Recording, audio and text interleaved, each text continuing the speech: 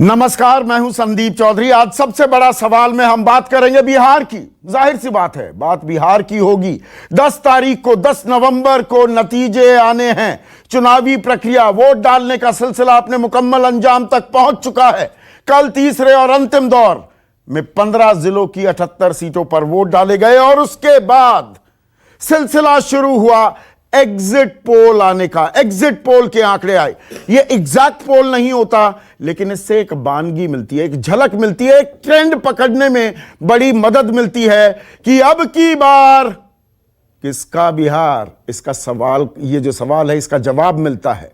और जो जवाब मिला है तमाम एग्जिट पोल्स में, वो ये कि अब की बार बिहार में तेजस्वी सरकार। अलग अलग आंकड़े हैं, लेकिन एक भी एग्जिट पोल में एनडीए को, जेडीयू बीजेपी गठबंधन को, डबल इंजन सरकार की ताल ठोकने वाले को एक भी एग्जिट पोल में बढ़त नहीं मिली है। यह एक बड़ी ट्रेंड दिखने को मिली है। यह अंतिम नतीजे कतई नहीं है, हम ऐसा नहीं कह रहे हैं। अंतिम नतीजों के लिए आपको 10 नवंबर का इंतजार करना होगा, लेकिन एक भी एग्जिट पोल में एनडीए को बढ़त नहीं। और तेजस्वी, आरजेडी, कांग्रेस, वाम खेमे का गठबंधन 120 से लेकर 180 सीटों तक आकलन किया जा रहा है। और पोल ऑफ पोल्स करें तो 138 सीटें प्रोजेक्ट की जा सकती हैं, मैं सबका अगर औसत लेकर चलूं। और यहां पर एक और खास बात देखने को मिली। नीतीश कुमार सबसे बुरा प्रदर्शन करेंगे। 15 साल में सबसे बुरा प्रदर्शन। एनडीए की कमजोर कड़ी, उन्हीं के मुख्यमंत्री पद के चेहरा नीतीश कुमार साबित हो रहे हैं क्या? और ऐसे में अब सवाल यह उठता है कि बिहार में अलग अलग वर्गों ने, जातियों ने किस तरह से वोट किया। जाति एक कड़वी हकीकत है इस देश में। हम कितनी भी बात कर ले, जातियां टूटनी चाहिए, ना जात पर ना पात पर, इस पर वोट नहीं डलना चाहिए, लेकिन वोट डलती है। और आरजेडी को कहते हैं कि यह मुस्लिम यादव कंबाइन वाली पार्टी है। अगड़ी जातियों पर बीजेपी की पकड़ मजबूत है। एक अपना नया वोट बैंक बना लिया है नीतीश कुमार ने। एक्सट्रीमली बैकवर्ड क्लासेस, ईबीसीज जिसे कहते हैं, और महादलित। तो क्या ये समीकरण इस बार टूटे हैं? क्या एक नया बिहार भी देखने को मिला है? और महिलाएं खामोश रही हैं। नीतीश कुमार को लगातार वोट किया है। पोशाक की स्कीम हो, साइकिल देने की बात हो, 50% आरक्षण हो पंचायतों में, 35% आरक्षण हो नौकरियों में, तो महिलाएं किस तरफ गई? ईबीसी क्या इंटैक्ट हैं? ये तमाम सवाल हैं। और इन सवालों के जिन लोगों ने जवाब दिए हैं, वो तमाम दिग्गज, वो तमाम धुरंधर एक साथ एक ही मंच पर, न्यूज़ 24 के मंच पर मौजूद हैं। उनसे मैं आपका तारुफ कराने वाला हूं। लेकिन आज का सबसे बड़ा सवाल, अब की बार बिहार में तेजस्वी सरकार, या ये कहना अभी जल्दबाजी होगी? क्योंकि दूसरा सवाल क्या है, सच के कितना करीब एग्जिट पोल। और चर्चा में मेरे साथ Pradeep Gupta, Axis my India के प्रदीप गुप्ता। धूम मचा रखी है इन्होंने अपने सर्वेज के जरिए। इनको मैं खतरों का खिलाड़ी भी कहता हूं। डॉन बन गए हैं ये सोफोलॉजी के आजकल। और इनका जो आकलन है, ये कहते हैं कि महागठबंधन यानी कि तेजस्वी 139 से 161, 150 सीटें ले सकते हैं। और एनडीए 69 से 91 यानी कि 80 पर सिमट सकता है। मेरे साथ मेरे बहुत ही अजीज मित्र हैं, हमने साथ साथ काम भी किया है, यशवंत देशमुख, सी वोटर के सीएमडी। और यशवंत ने थोड़ा क्या सेफ प्ले किया है, आज इनसे मैं बात करने वाला हूं। यह कह रहे हैं कि महागठबंधन को मिलेंगी 120 सीटें। बहुमत का आंकड़ा 122 का, 120, और एनडीए 116। तो क्या यह कांटे की टक्कर है? यह यशवंत से पूछने वाला हूं। मेरे साथ शमशाद खान हैं, पेस रिसर्च के शमशाद खान।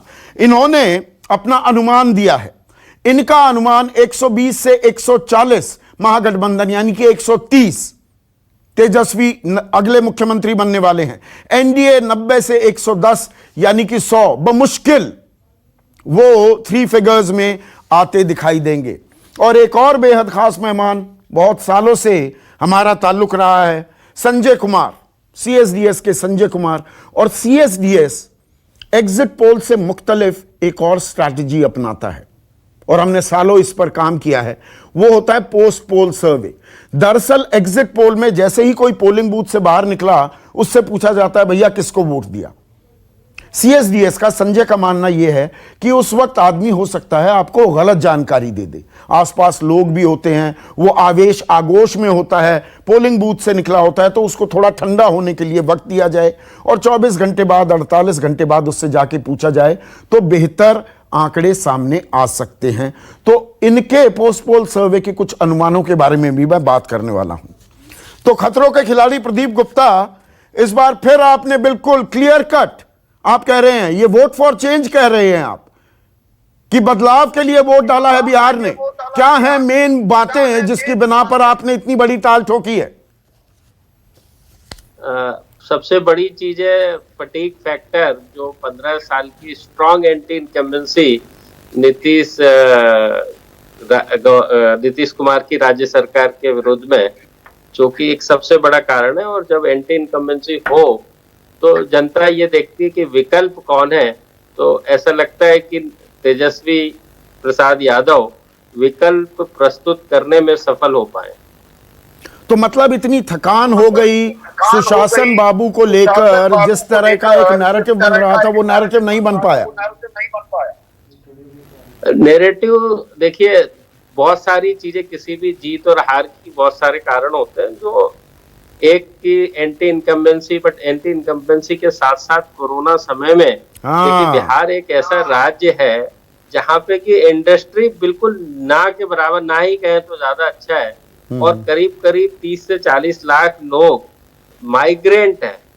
और इसका मतलब ये हुआ कि 30 से 40 लाख परिवारों का जीवन व्यापन जो है उस पर निर्भर है, और इस समय वो जब वापस आए तो वो बिल्कुल बंद हो गया। तो अचानक से एम्प्लॉयमेंट और रोजगार की जरूरत इतने बड़े पैमाने पे महसूस की गई, जिसको कि तेजस्वी प्रसाद यादव भुनाने में सफल हो पाए, वादा प्रस्तुत करने में सफल हो पाए। मुझे ऐसा लगता है ये सबसे बड़ी बात। तो मतलब आप ये कह रहे हैं कि दरअसल तेजस्वी यादव ने इस चुनावी जंग की, इसको आईपीएल से जोड़कर बीपीएल कह दूं मैं, बिहार प्रीमियर लीग, जो ये मैच खेला गया, इसकी पिच, इसकी विकेट तेजस्वी ने नौकरी के मुद्दे पर तैयार की और इस विकेट से वो डिगे नहीं, ये काम आ गया तेजस्वी के। बिल्कुल। और उसके साथ साथ जो मुसलमान और यादव का जो ट्रेडिशनल परंपरागत वोट है 33%, एक 1/3 वोट शेयर, 33% बहुत बड़ा वोट शेयर होता है, जो कि MYY मुसलमान यादव और यूथ जो है काम आया, ऐसा लगता है सर्वे के अंदर। और यूथ की जब आप बात करते हैं तो यूथ अगर नौकरी की दरकार है, वो परेशानी महसूस कर रहा है, तो फिर जात आड़े नहीं आएगी, फिर वो अगड़ी का हो, पिछड़ी का हो, महादलित हो, ईबीसी हो, मुसलमान हो, नौकरी चाहिए तो चाहिए। बिल्कुल। अब यशवंत देशमुख, यहां पर मैं अभी डिटेलिंग में जाने वाला हूं। आप सेफ प्ले कर गए हैं क्या? आप कांटे की टक्कर बता रहे हैं। बदलाव आजकल होता है, ये भारत में हमें देखने को मिला है, बदलाव होता है या तो सत्ता से उखाड़ फेंकेंगे या पलकों पर बिछा लेंगे। आजकल भारतीय वोटर का ये मानस होता दिख रहा है। ऐसा पूरी तरह से तो नहीं है संदीप, बहुत सारे राज्य हैं जहां पे बदलाव आधे में भी अटक जाता है। हाँ, सारे स्वीपिंग रिजल्ट नहीं आते हैं। हाँ, अगर आप प्रोबेबिलिटी के हिसाब से देखें तो साधारण मेजॉरिटी और लंबी मेजॉरिटी आधे चुनावों में साधारण आती है और आधे में लंबी मेजॉरिटी आती है। तो मैं एक कंजर्वेटिव पोस्टर हूं। समझ लीजिए कि जितने भी आपके पैनल में लोग बैठे हैं, हम सबकी स्थिति जो है वो ट्रैफिक के हवलदारों की है।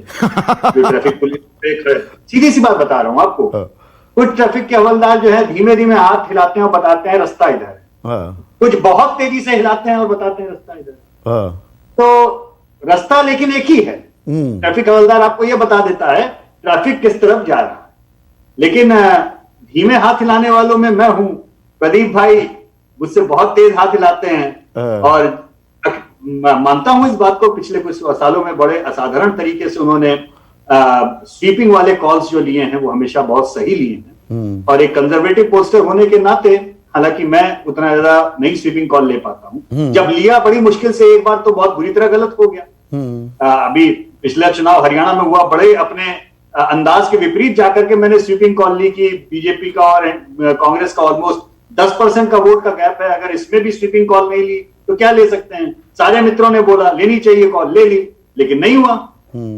8-9% की लीड वोट लेने के बाद में भी आप देखिए बीजेपी मेजोरिटी नहीं पा पाई। हाँ, 40 सीटों पर अटक गई, आधे सीटों पर अटक गई। गुजरात में 10% की वोटों की लीड लेने के बाद में जैसे तैसे राम राम करते हुए मेजोरिटी पार हुआ। हाँ, दहाई के आंकड़ों में ही फंस गई, ट्रिपल फिगर में नहीं गई, है ना। और वहीं पर देखिए कि 1% के अंतर पे ही राजस्थान में वारा न्यारा हो गया, मध्य प्रदेश में वारा न्यारा उल्टा हो गया। बीजेपी को 1% ज्यादा वोट मिले लेकिन सीटें कम मिली मध्य प्रदेश में।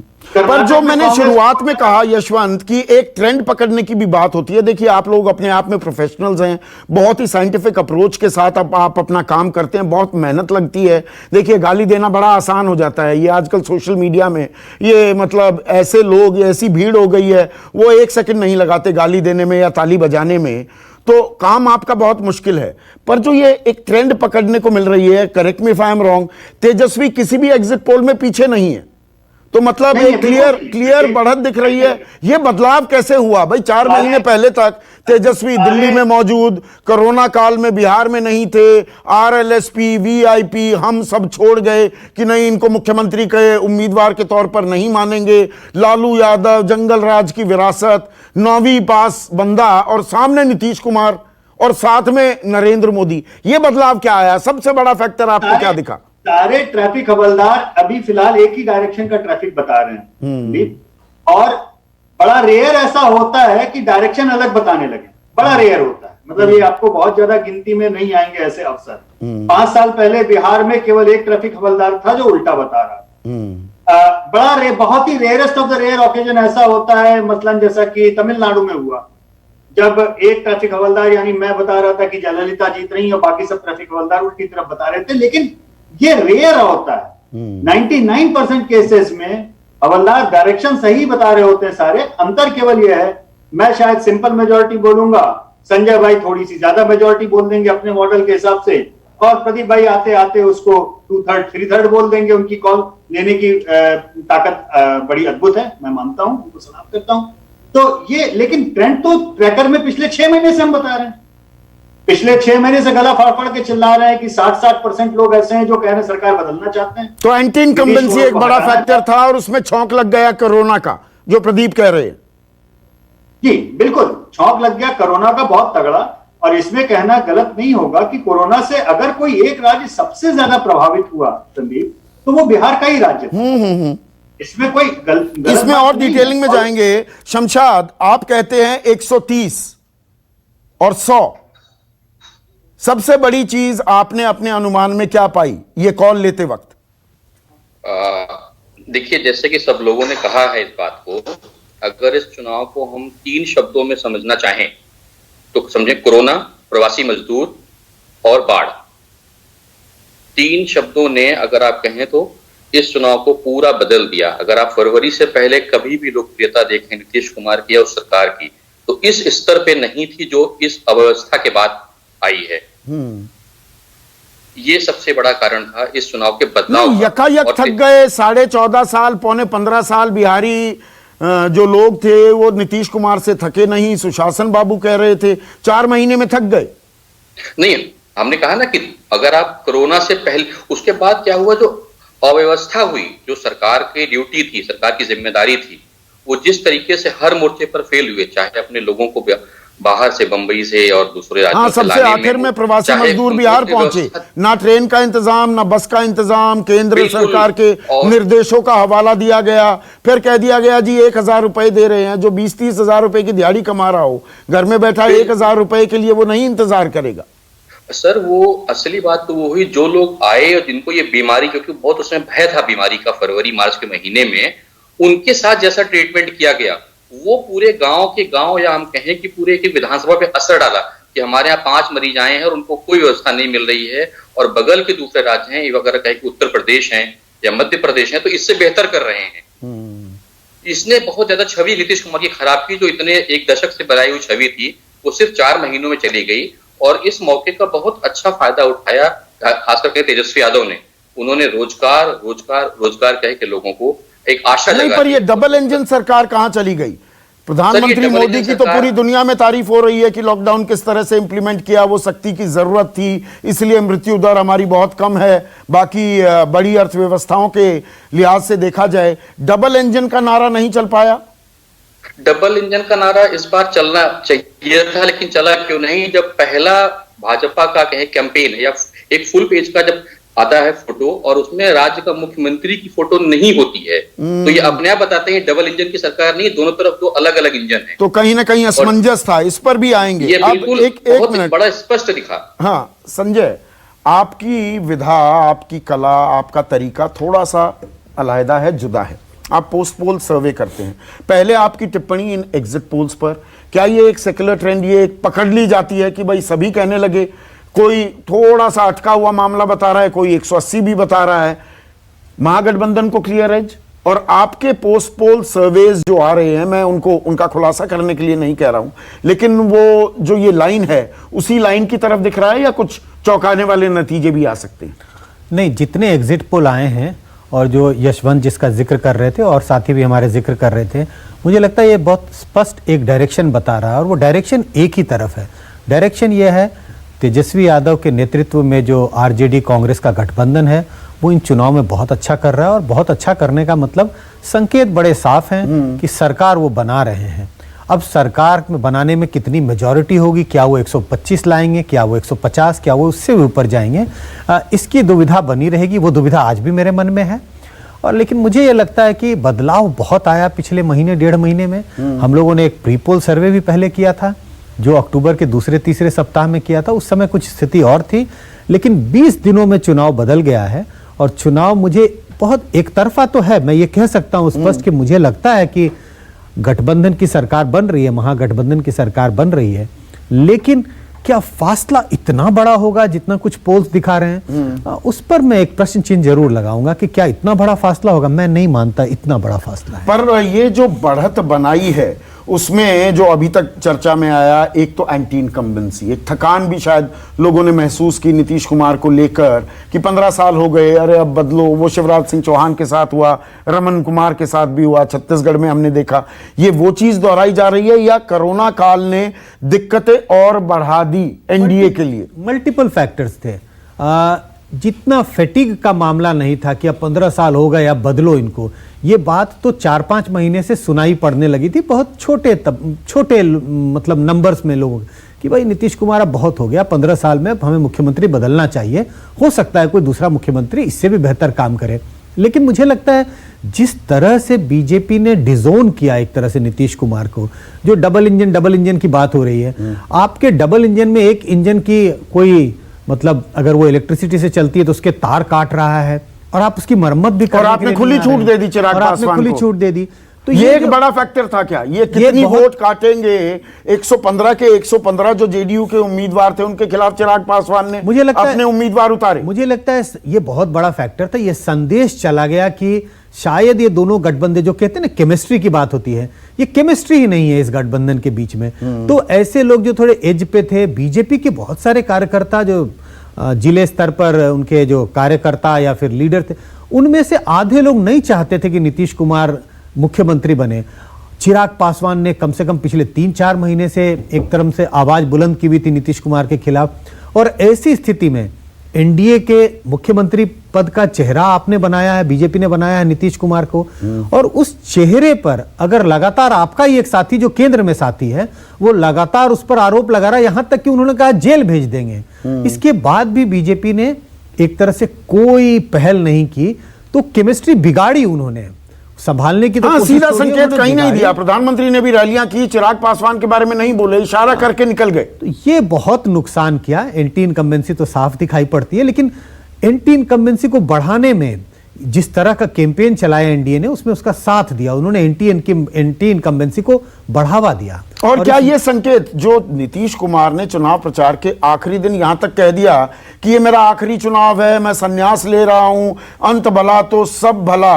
अरे भाई, संन्यास ले रहे हैं पहले चरण से बताइए ना, जैसे ही चुनाव कि ये मेरा आखिरी चुनाव है, अंतिम चरण के प्रचार के अंतिम दिन आप ये बात आकर कह रहे हैं, तो वो हड़बड़ाहट थे, रैटल्ड थे क्या नीतीश? देखिए, दोनों के अगर कैंपेन में देखें, अगर आप देखें आरजेडी का कैंपेन काफी पॉजिटिव रहा, उन्होंने नीतीश कुमार या प्रधानमंत्री मोदी या किसी अन्य नेता पर पर्सनल प्रहार नहीं किए। ज्यादा से ज्यादा तेजस्वी यादव ने क्या बोला नीतीश कुमार के लिए? नीतीश कुमार थक गए हैं और वो बार बार कहते थे थक गए हैं, अब बिहार उनसे नहीं संभलेगा।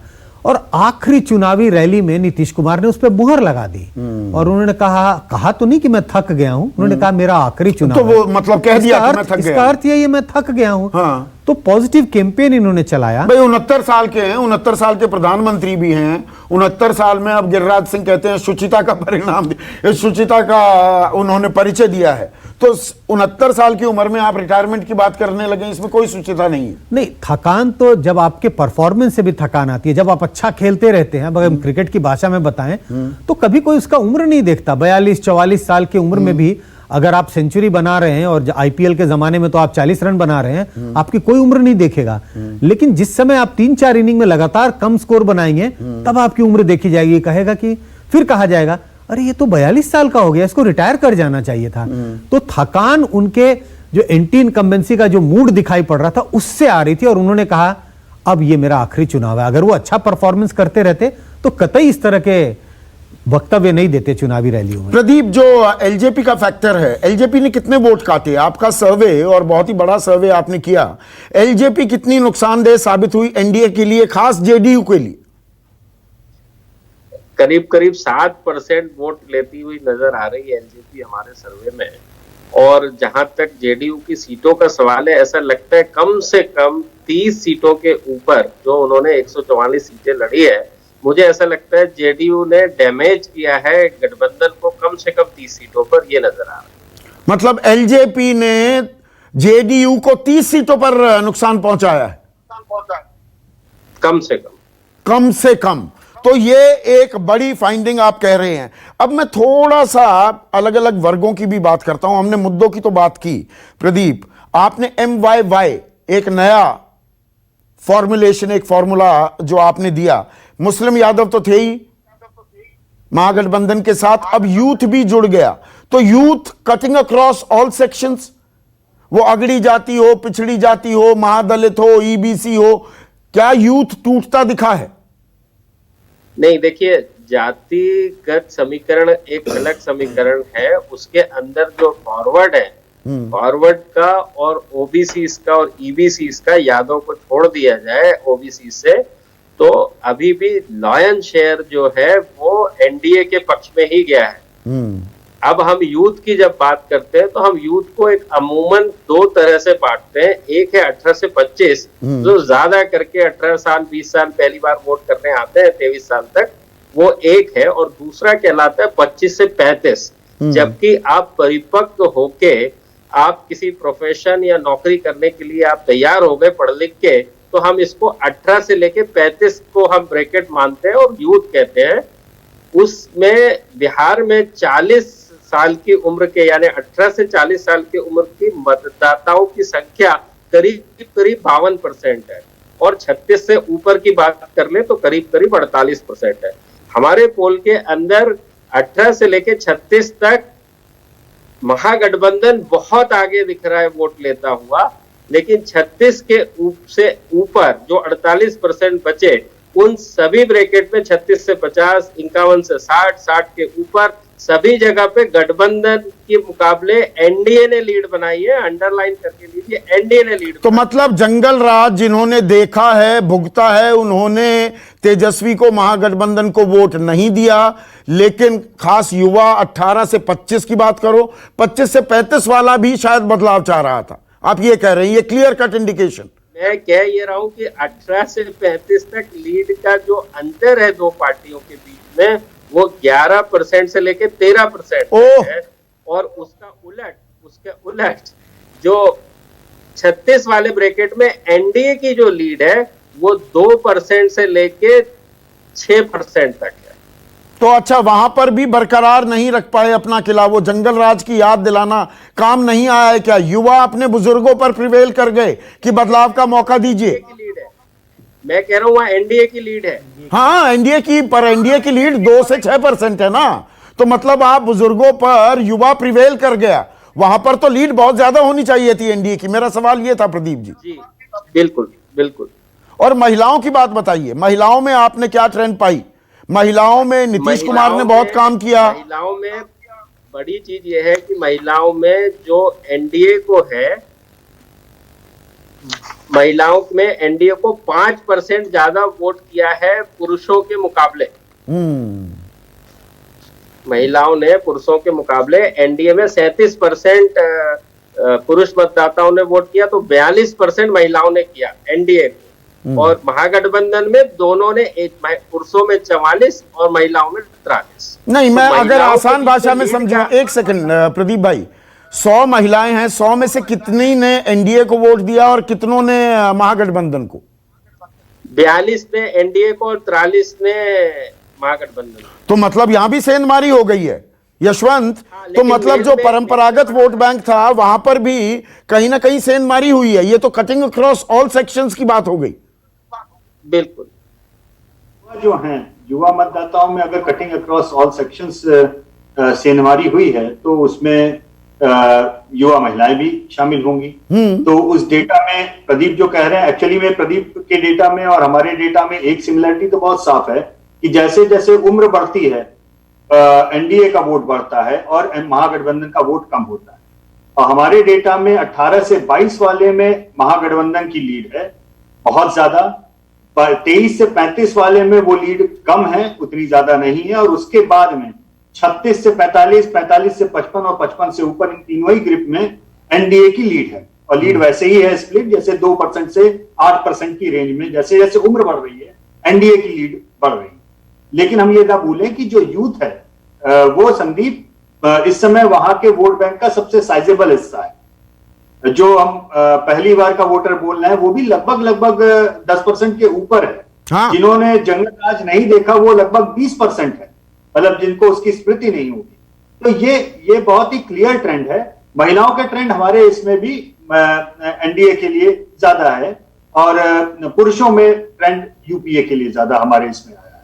तो ये जंगल राज की 15 साल बनाम 15 साल का जो नैरेटिव पर बहुत फोकस किया एनडीए ने, क्या ये इन हाइंडसाइट, अब आंकड़े आप लोगों के सामने हैं, यशवंत, वो गलत चुनावी रणनीति साबित हुई क्या?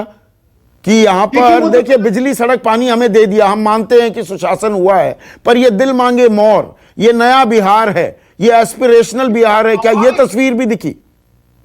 संदीप, ये स्वाभाविक है और दरअसल आपका बेस लाइन एक्सपेक्टेशन का ऊपर होता जाता है। जब तक आपके गांव में बिजली नहीं होती तब तक एक बिजली का खंभा गढ़ना बड़ा डेवलपमेंट माना जाता है। बिजली का खंभा जब गढ़ जाता है तो 5 साल तक लोग ताली बजाते हैं, उसके बाद में अगला सवाल पूछते हैं कितने घंटे बिजली आ रही। 5 साल तक बिजली अच्छी आती तो उसके बाद में ये भूल जाते हैं कि बिजली आ रही है, ये पूछते हैं कि बिजली का दाम कम क्यों नहीं हो रहा है, 24 घंटे क्यों नहीं मिल रही। तो हर बार 5-5 साल में आप ये समझिए कि 10 से 15% का एक नया वोटर का वर्ग ऐड होता है। उस वोटर का वर्ग संदीप, उसके लिए पुरानी यादें महत्वपूर्ण नहीं होती। जिसने आज बिजली का खंभा देख लिया है उसको लालटेन नहीं याद आएगा। जिसने आज 12 घंटे बिजली देखी उसको बिजली का खंभा लगना याद नहीं आएगा। जिसने 24 घंटे बिजली देख ली उसे 12 घंटे की बिजली नहीं याद आएगी। तो डेवलपमेंट के पैरामीटर पे दरअसल नीतीश कुमार के लिए भारी ये भी पड़ा कि वो जो हर बार बेसलाइन ऊपर चली जाती है डेवलपमेंट की, अपेक्षाएं उतनी बढ़ती हैं।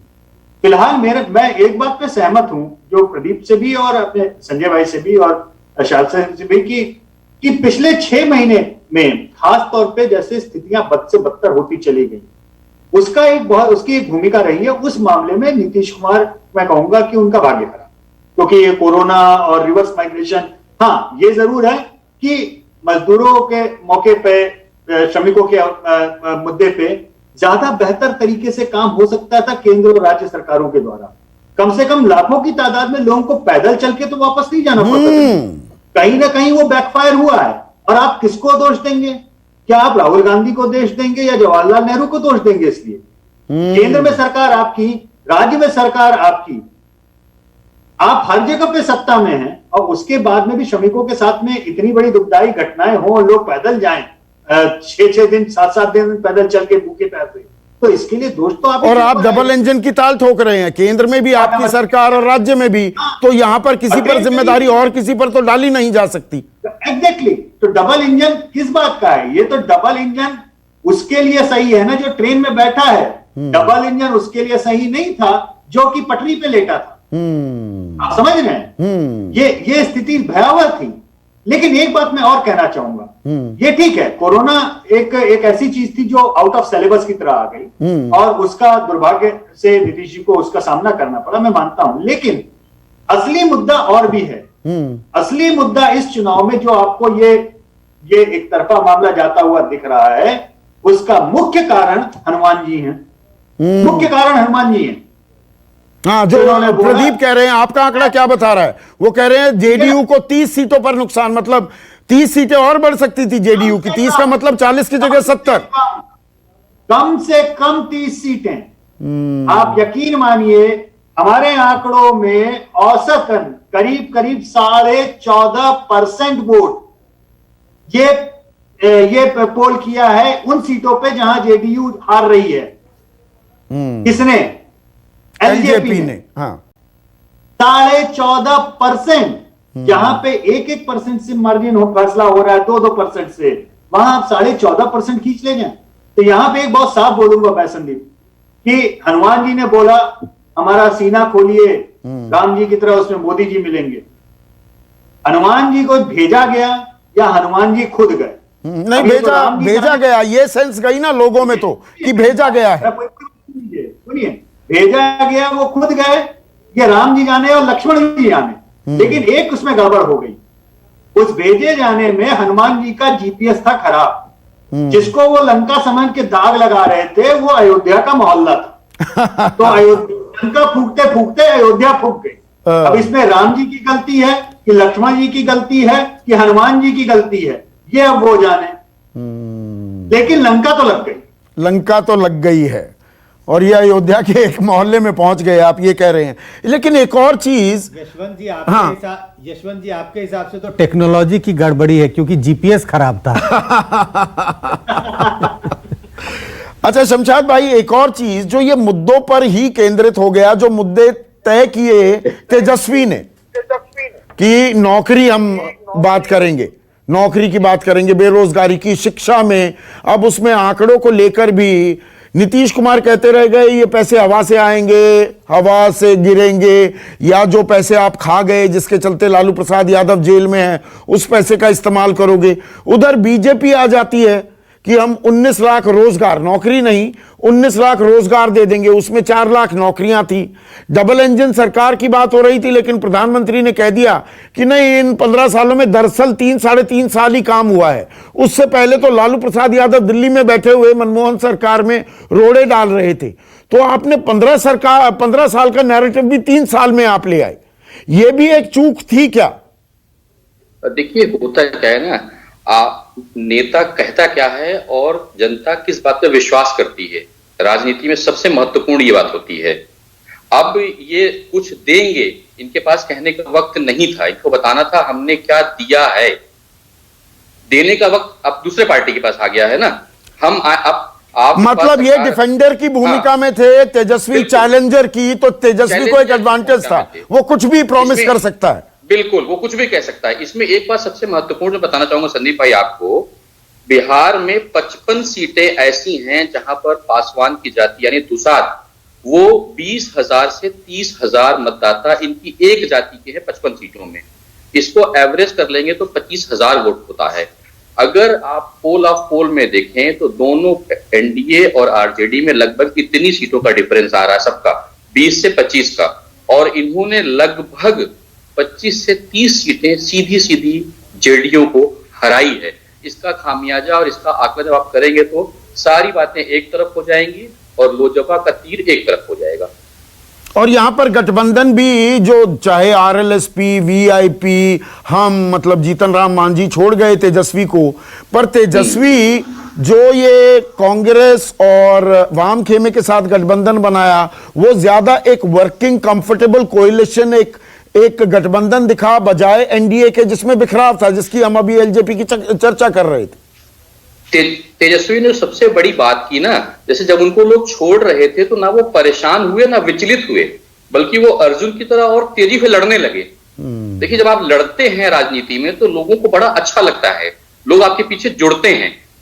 बात समझिए आप। ये सबसे बड़ी भूमिका होती है एक राजनेता के लिए कि वो हमेशा ये दिखे कि ये हमारे लिए लड़ रहा है और कुछ करना चाहता है, इसको एक मौका देना चाहिए। तेजस्वी इसी बात को लेकर अड़े रहे कि मुझे मौका दिया जाए, मैं कुछ बेहतर करना चाहता हूं, और लोगों ने, खासकर युवाओं ने इसके ऊपर विश्वास किया, और जिसका परिणाम है ये एग्जिट पोल। नहीं, पर इतना बैगेज था शमशाद भाई तेजस्वी का, जंगल राज, पिता की विरासत, नवी पास, तजुर्बा नहीं, और दूसरी तरफ एक इतना तजुर्बेकार सुशासन बाबू की छवि वाले नीतीश कुमार, तो वो तो बहुत सारी लिमिटेशंस, लायबिलिटीज के साथ तेजस्वी ने अपना कैंपेन शुरू किया था।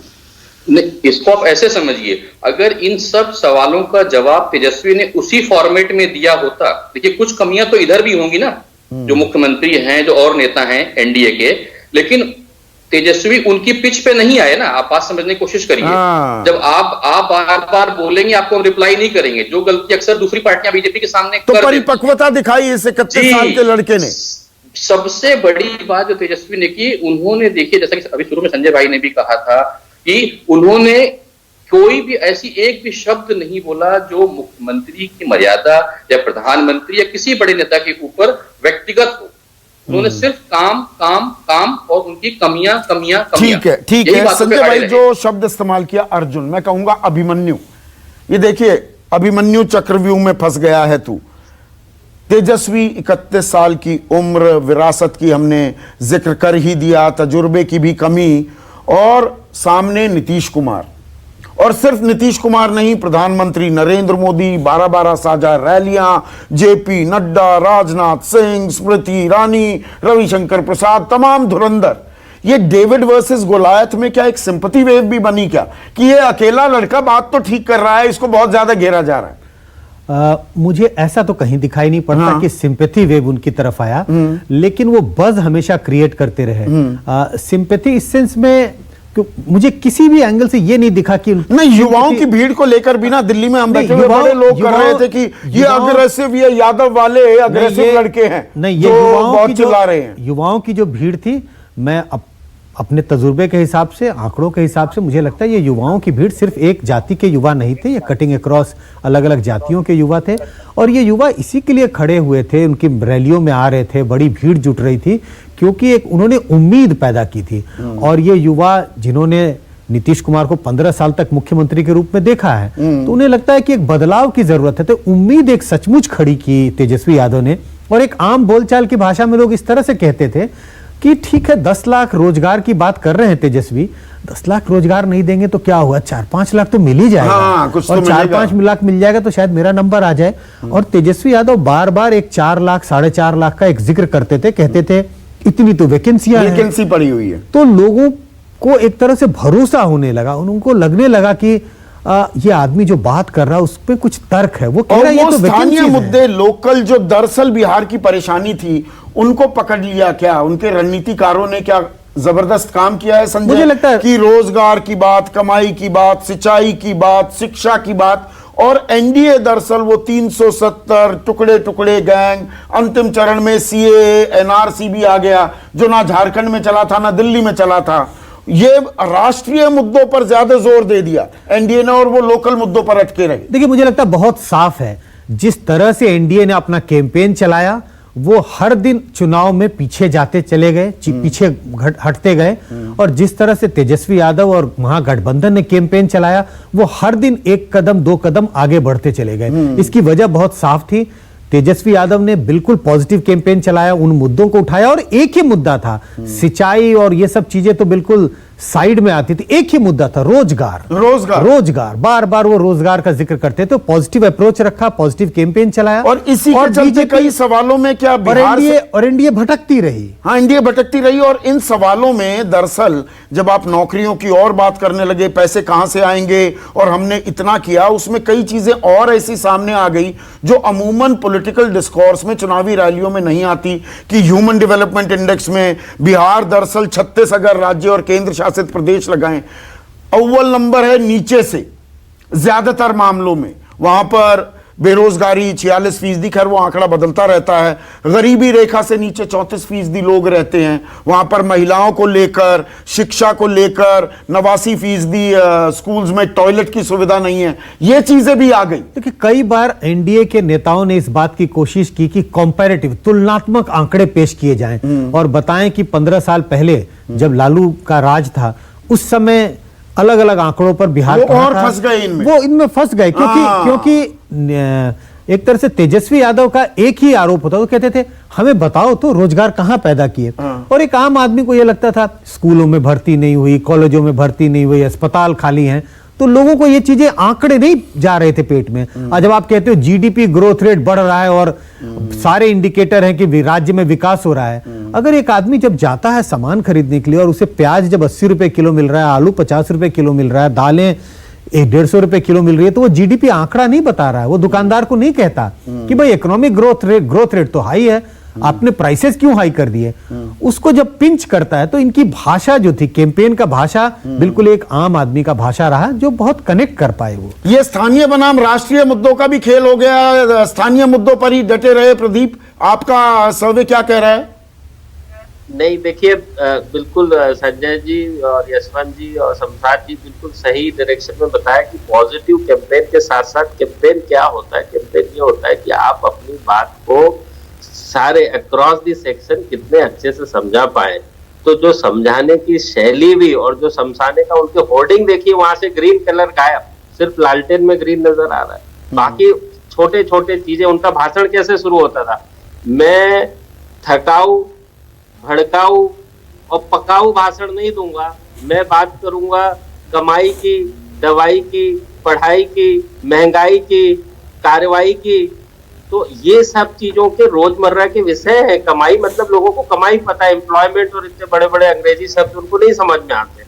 जनता को ये रोज घरों में कई बार इस्तेमाल किए जाने वाले शब्द हैं जो बड़े अच्छे से समझा पाने में वो सफल हुए। मैं कहूंगा कि 100/100% फॉर देयर कैंपेन स्ट्रेटेजिस्ट। जिसने इक्का दुक्का मिसस्टेप हुआ, बाबू साहिब को छोड़कर, मतलब मिसस्टेप नहीं हुआ, उसका भी रफू करने की कोशिश की। लेकिन एक अहम सवाल अब आप तीनों से छोटा छोटा कमेंट चाहूंगा। प्रदीप, तेजस्वी ने जो ये कैंपेन की आप बात कर रहे हैं, पॉजिटिव कैंपेन तो हुआ, उन्होंने क्लीन स्लेट भी, एक नया पन्ना भी, कि भाई एक नई आरजेडी सामने आ रही है। ना लालू पोस्टर में थे, ना राबड़ी थी, ना कैंपेन में मीसा भारती को अलाउ किया गया, तेज प्रताप को भी हसनपुर में ही महदूद रखा गया। तेजस्वी ने पूरी बागडोर संभाली। आज भी मैंने वहां पर विजुअल्स दिखाए दिन में, तेजस्वी के मकान के बाहर एग्जिट पोल में बल्ले बल्ले उनकी हो रही है, किसी को जश्न मनाने की इजाजत नहीं दी गई है। तो is he trying to create an impression कि मैं क्लीन स्लेट से आया हूं? नहीं, देखिए, उनको पहले से पता था कि वो पुराना फैमिली का, जंगल राज का, ये सारा का सारा बैगेज, एक जो नेगेटिविटी है वो उनके सर पर है। तो उसको कैसे अलग किया जाए, जो उन्होंने इतने अच्छे से उसको अलग कर लिया, बिल्कुल सामने आके खड़े होके कि मेरे ना लेफ्ट ना राइट ना ऊपर ना नीचे कोई नहीं है। जो आप क्लीन स्लेट की बात कर रहे हैं, वो इतना आसान डिसीजन नहीं होता कि इतने वर्षों की लेगेसी, वो भी इतने बड़े बड़े स्टार लीडर लालू प्रसाद यादव जैसे, लेकिन उसको एक्सेप्ट कर पाना कि नहीं ये पॉजिटिव नहीं नेगेटिव ज्यादा है, इसके लिए इसको साथ में लेकर नहीं। यशवंत, आपका सर्वे क्या कहता है? ये जो मतलब सारा बैगेज उतार फेंकने की जो कोशिश की, उसको एक्सेप्ट किया है बिहार ने कि हाँ ये बदल गए हैं तेजस्वी? देखिए, युवाओं ने तो किया है। अब युवाओं को तो ये प्रूव करने की भी जरूरत नहीं कि हम बदल गए हैं, क्योंकि अगर वो पुराना याद हो उनको, तो वो सोचें कि कितना बदले हैं, कितना नहीं बदले हैं। और जो आंकड़े बता रहे हैं, केवल हमारे नहीं, सभी के, अभी प्रदीप भाई ने बताया, संजय भाई ने बताया, सभी के आंकड़ों में बहुत साफ है कि फर्स्ट टाइम वोटर की एक अनप्रेसिडेंटेड लीड उनको मिली है। और बाकी लेकिन उम्र जैसे जैसे बढ़ रही है, जिनको याद है जंगल राज, उन्होंने वोट उतना नहीं दिया। हाँ, उतना नहीं दिया, पर उन्होंने भी वोट दिया। शमशाद, आपके अनुमान में क्या ये बात भी आई कि हाँ भाई ये लड़का बदल रहा है, ये जंगल राज से ये जुड़ा नहीं है, जो हो गया हो गया? इसको बहुत अच्छे से देखिए उन्होंने मैनेज किया, अगर कहा जाए इसको तो। वो कोशिश की अपना, चाहे वो टिकट देने की प्रक्रिया अगर आप देखेंगे, टिकट डिस्ट्रीब्यूशन में भी उन्होंने कोशिश की, और अगर ऐसे लोगों को दिया भी तो उनको फ्रंट पे नहीं रखा, पीछे रखा। और अपने आसपास जिन लोगों को भी रखा वो सब लोगों को कहेंगे बहुत ही पॉजिटिव लोगों को अपने आसपास रखा उन्होंने। और अपनी सबसे इंपॉर्टेंट थी जो उनकी लैंग्वेज, वो उन्होंने बहुत संभाल के रखी। अगर वो कहीं बोलने में कोई गलती कर जाती है तो बहुत बड़ा उनको खामियाजा भुगतना पड़ता, और अपोजिशन सीधा उसको जोड़ देता कि देखिए ये अभी से ऐसा कह रहे हैं, पावर में आएंगे तो क्या करेंगे, ये भी लालू परसेप्शन का खेल में भी तेजस्वी ने मात दे दी क्या एनडीए को? भाई सामने सुशासन बाबू थे। मुझे नहीं लगता कि इस मामले में उन्होंने मात दी है। बिहार में जिस तरह से वोटर अलग अलग पार्टियों के बीच एकदम बटे हुए दिखाई पड़ते हैं, आज आरजेडी बिल्कुल सरकार बनाने के कगार पर है, लेकिन बिहार में कुछ तबके के मतदाताओं में बहुत एक तरह से दुविधा है, वो कुछ डरे हुए हैं। कुछ लोग कह रहे हैं हमने तो सामान बांधना शुरू कर दिया, तो कुछ कहते हैं कि हमें तो घर पे अब यादव निवास लिखना पड़ेगा। जो जिनकी बात हो रही है 45-50 साल के मतदाताओं की, वो कहते हैं पता नहीं तनख्वाह अब मिलेगी भी कि नहीं।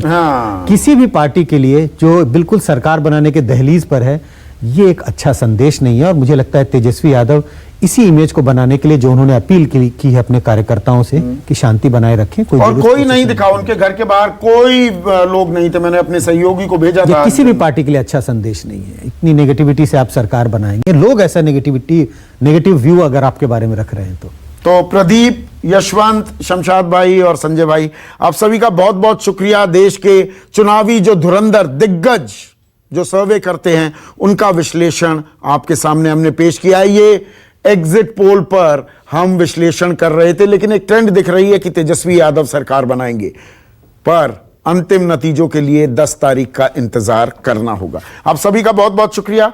आज सबसे बड़ा सवाल में बस इतना ही। नमस्कार, मैं हूं मानक गुप्ता। अगर आपको हमारा ये वीडियो पसंद आया हो तो इसे लाइक और शेयर जरूर करें, और हां, हमें सब्सक्राइब और फॉलो करना ना भूलें ताकि आप देश और दुनिया की कोई खबर मिस ना करें। तो जुड़े रहिए हमारे साथ और देखते रहिए News 24।